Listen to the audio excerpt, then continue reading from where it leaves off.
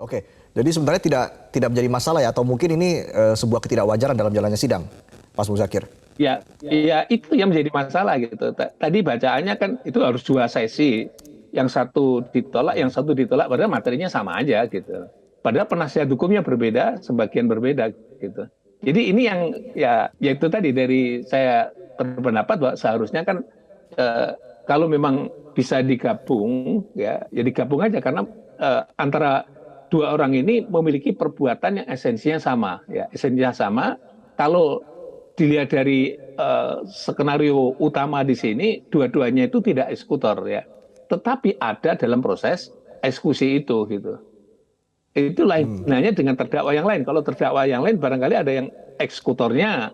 Jadi mungkin dengan eksekutor satu dengan eksekutor yang lain digabung mungkin nggak menjadi masalah. Tapi karena ini bukan eksekutor ya, jadi memang sebaiknya dua orang itu seharusnya digabung dalam satu dakwaan gitu. Oke, jadi sebenarnya mekanismenya saja begitu ya, Mas Muzakir ya? Ya, jadi dalam filsafat tadi katakan kalau dua sidang tadi udah memakan waktu berapa itu ya. Jaksanya harus berbeda, yang satu lagi berbeda, penasihat hukum berbeda. Kalau digabung jadi satu kan jaksanya cuma satu tim gitu. Tidak harus tim yang berbeda gitu. Tadi saya sebutkan hakimnya juga sama gitu. Kalau mau adil ya seharusnya hakimnya berbeda dong. Karena di splitting. Gitu ya. Itu maksud Oke. saya.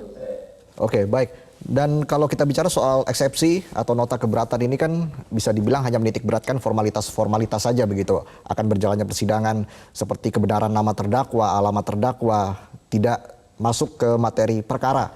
Begitu, Mas Muzakir. Iya benar. Artinya memang Itu kalau benar sekali. ya, bagaimana Jadi Anda melihat situasinya? ya kalau itu pada eksepsi itu memang seperti itu gitu lah. Tapi itu juga penting kalau teknik membuat surat dakwaannya itu nggak tepat begitu kan bisa dibatalkan itu nggak bisa dilanjutkan. Istilah bahasanya harus diperbaiki kembali gitu. Tapi kalau memperbaiki kembali itu kan sebenarnya mental dari jaksa kan down deh ya karena dia nggak profesional lah sebut saja begitu. Tapi kalau misalnya diterima ya memang lanjut gitu. Kalau nggak diterima ditolak oleh hakim kan dia harus menyusun dakwaan baru lagi gitu. Nah kalau menyusun dakwaan baru pun itu paling tidak dari sisi hukum kan mental dari tim jaksa ini kan turun ya. Karena apa? Karena dakwaannya ditolak gitu. Saya kira itu yang mungkin ya istilah bahasa pembelaan ya memang harus dilakukan itu supaya masing-masing baik itu penasihat hukum maupun jaksa bisa menemukan kebenaran material atas dasar surat dakwaan yang disusun secara benar menurut KUHAP gitu. Oke, menyambung pertanyaan dari rekan saya Maria sebelumnya menyebutkan kalau kita flashback ke kemarin ya jalannya sidang kemarin, tim kuasa hukum dari keluarga Brigadir Yosua, Kamarudin Simanjuntak mengatakan bahwa Putri Chandrawati diduga turut menembak Brigadir Yosua. Namun sayangnya ia tidak bisa menunjukkan bukti yang memberatkan pernyataannya itu. Bagaimana menurut Anda dengan kesaksian dari Kamarudin Simanjuntak ini? Apakah ini bisa meringankan, justru meringankan Verdi Sambo CS? Ya namanya saksi ya. Saksi itu kualitasnya bisa macam-macam ya. Kualitas saksi yang bagus menurut KUHAP ya. Itu kan orang yang mengalami, melihat dan mendengar gitu ya. Tapi kalau dia memberi takwa atau sebut saja menyampaikan keterangan yang tidak berdasarkan tiga keadaan tadi, ya kesaksiannya itu kan masih tanda tanya apakah bisa diterima sebagai alat bukti dalam pembuktian perkara atau tidak. Kalau itu tidak bisa diterima, ya saya kira juga dianggap tidak ada karena tidak memiliki kekuatan pembuktian ya. Kalau dalam bahasa KUHAP alat bukti itu disebutkan dalam pasal 184 dan 184 itu ada prasyarat-prasyaratnya. Kalau saksi itu harus seperti ini, seperti ini. Nanti sudah saya sebutkan harus mengalami, melihat dan mendengar gitu. Jadi yang satu lagi adalah bisa mengalami atau melihat. Meskipun dia tidak dengan pidana, perbuatan pidana harus dengan langsung perbuatan sendiri gitu. Tidak harus mendengar dari perbuatan orang lain. Atas dasar itulah maka menurut pendapat saya ya sebaiknya nanti akan diabaikan oleh majelis hakim gitu memberi keterangannya. Oke, tapi kalau kita lihat soal hasil sidang sela hari ini di mana eksepsi dari keempat terdakwa itu ditolak oleh hakim, secara keseluruhan bagaimana Anda melihat jalannya sidang dari empat terdakwa tadi?